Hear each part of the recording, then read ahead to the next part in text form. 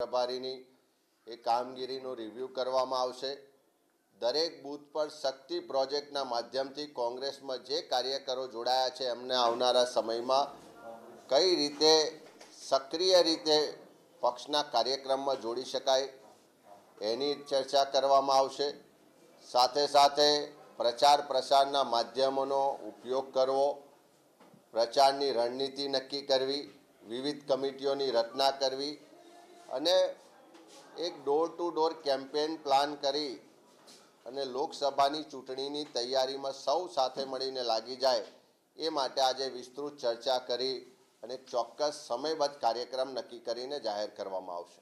Project શક્તિને જમીન લાંબા સમયથી ચાલે છે, કેટલી કામગીરી પૂર્ણ થઈ, કારણ કે તમે એનો કાલે રિપોર્ટ પણ આપ્યો, ગુજરાતની કામગીરી કેવી છે? ગુજરાતમાં શક્તિ પ્રોજેક્ટ અંતર્ગત 4,35,000 કરતાં પણ વધારે લોકો શક્તિ પ્રોજેક્ટમાં કોંગ્રેસના કાર્યકરો જોડાયા છે અને જનમિત્ર કાર્યક્રમ જેને બૂથ ઇન્ચાર્જ તરીકે અમે પસંદગી કર્યા છે એવા 50,000માંથી 42,000 કરતાં પણ વધારે બૂથો પર જનમિત્રોની પસંદગી કરવામાં આવી છે। અનેક વિધાનસભા વિસ્તારમાં વિસ્તૃત તાલીમ આપીને એમને આઈ કાર્ડ પણ આપવામાં આવ્યા છે।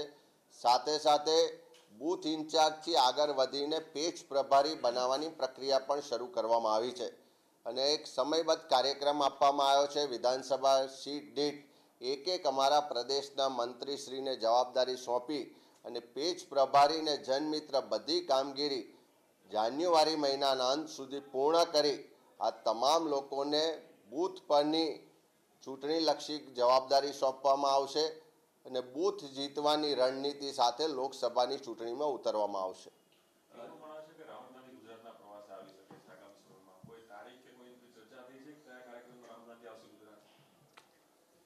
ખૂબ ટૂંકો સમય છે અને આખા દેશમાં રાહુલજી પ્રવાસ કરે એ માટે વિવિધ રાજ્યોના પ્રદેશ પ્રમુખશ્રી અને હોદ્દેદારોની માગણી ગઈકાલે મિટિંગમાં રજૂ કરવામાં આવી છે। એ જ અનુસંધાને ગુજરાતમાં પણ રાહુલજી વધુમાં વધુ સમય આપે એ માટેની પણ વિનંતી કરવામાં આવી છે। હું માનું છું કે ફેબ્રુઆરી મહિનામાં રાહુલજી ગુજરાતમાં આવે એ માટેની અમારી જે વિનંતી છે એને ગ્રાહ્ય રાખીને તારીખો ફાળવવામાં આવશે અને ચૂંટણી જાહેર થતાં પહેલાં રાહુલજીનો ગુજરાતમાં પ્રવાસ ગોઠવાય એ રીતનું અમારું આયોજન છે।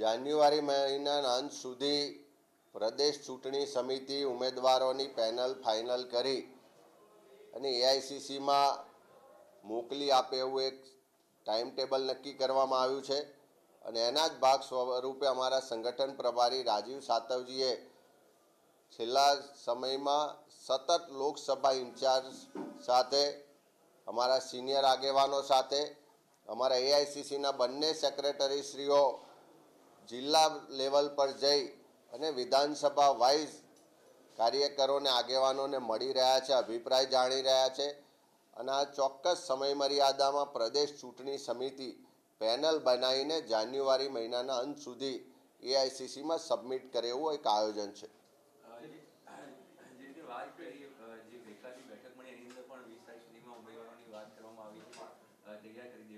બેઠકો અનેક થઈ ગઈ, પેનલ 3 ઉમેદવારની હશે કે પછી લોકસભા છે એટલે વધુ ઉમેદવારો?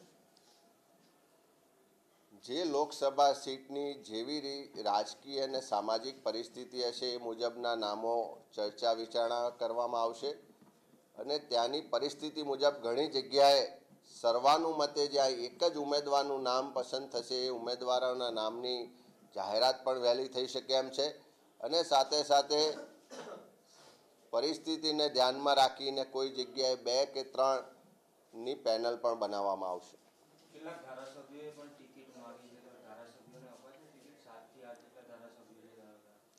પક્ષનું રાહુલજીનું સ્પષ્ટ માનવું છે કે કોંગ્રેસના કાર્યકરો અને પ્રજામાં સ્વીકૃત ઉમેદવારને પહેલી પ્રાથમિકતા આપવી, એના જ ભાગ સ્વરૂપે આજે ગુજરાતમાં શક્તિ પ્રોજેક્ટમાં જે 4 લાખ કરતાં પણ વધારે લોકો જોડાયા છે એમના પણ અભિપ્રાય લેવામાં આવી રહ્યા છે કે કોણ ઉમેદવાર હોઈ શકે। સાથે સાથે અમારા ચૂંટાયેલા પ્રતિનિધિઓ, સ્થાનિક સંસ્થા સ્વરાજની સંસ્થાના પ્રતિનિધિઓ અને સંગઠનના લોકો તમામની પાસેથી અભિપ્રાય લેવામાં આવી રહ્યા છે અને એમાં જે લોકપ્રિય ઉમેદવાર થઈને બહાર આવશે એવા લોકોને અગ્રિમતા આપવામાં આવશે. Thank you. કોંગ્રેસ પ્રમુખ અમિત ચાવડા પ્રેસ કોન્ફરન્સને સંબોધન કરી રહ્યા હતા. બેઠકના મુદ્દે તેમણે ચર્ચા કરી છે. દિલ્હીમાં વિસ્તૃત ચર્ચા થઈ હોવાની તેમણે વાત કરી છે. સાથે જ લોકસભા ચૂંટણીમાં રોડમેપ તૈયાર થયો હોવાનો પણ તેમણે દાવો કર્યો છે. લોકસભા દાવેદારોની યાદી પ્રદેશ ચૂંટણી સમિતિ તૈયાર કરીને દિલ્હીમાં મોકલશે.